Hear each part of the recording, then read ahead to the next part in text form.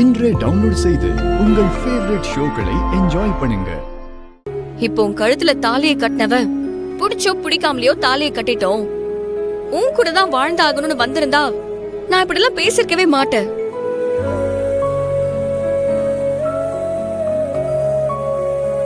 ஆனா நீயே கிளியரா சொல்ற அவருக்கு வேற ஒரு பொண்ணோட லவ் இருக்குன்னு. சோ நிச்சயம் அவரும் அந்த பொண்ணை தான் கல்யாணம் பண்ணிக்க போறாரு. அப்படின்னா உன் நிலைமை?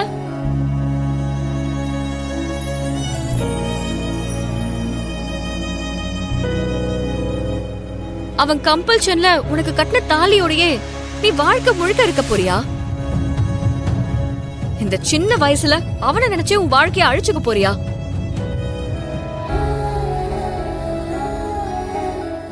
இங்க பாரு மகா, உலகம் இன்னைக்கு ரொம்பவே மாறிடுச்சு.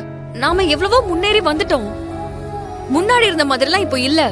அதுக்கேத்த மாதிரிதான் நாமளும் நம்மளோட வாழ்க்கைய அமைச்சுக்கணும்.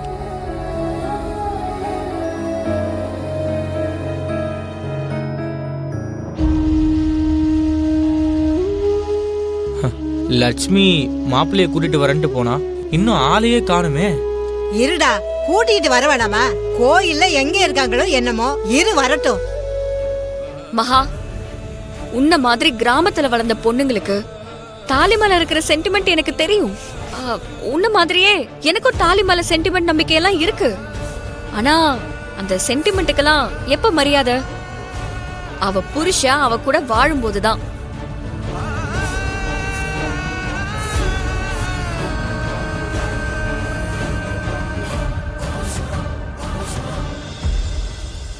உன் லைஃப்ல என்ன நடந்தது? திடீர்னு ஒருத்தன் உனக்கு தாலியை கட்டினா, ஒரு நாள் மட்டும் நீ அவன் கூடவே இருந்த.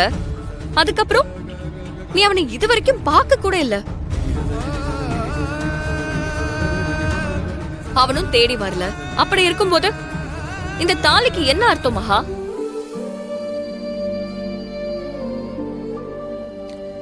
எனக்கு தாலி கட்டினவரை பக்கத்துல வச்சுக்கிட்டு இதெல்லாம் கேட்க வேண்டியது இருக்கே கடவுளே.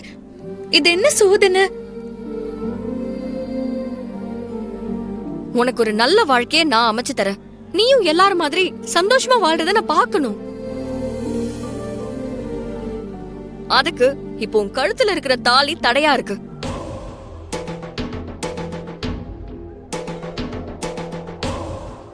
அதனால அந்த கழுத்துல இருக்கிற தாலிய சாமியை கும்பிட்டு கழட்டி உண்டியல்ல போடு.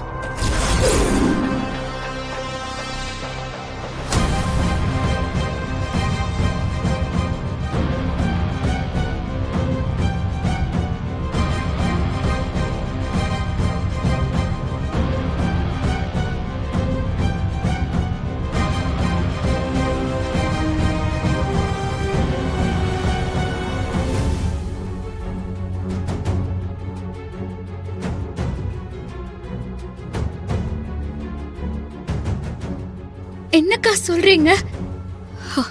தெரியும் மகா, நீ ஷாக் ஆவனு. வேற நல்ல வாழ்க்கை உனக்கு அமையணும்னா நிச்சயம் இந்த தாலி உனக்கு தடையாதான் இருக்கும். அதுக்காக தான் சொல்றேன்.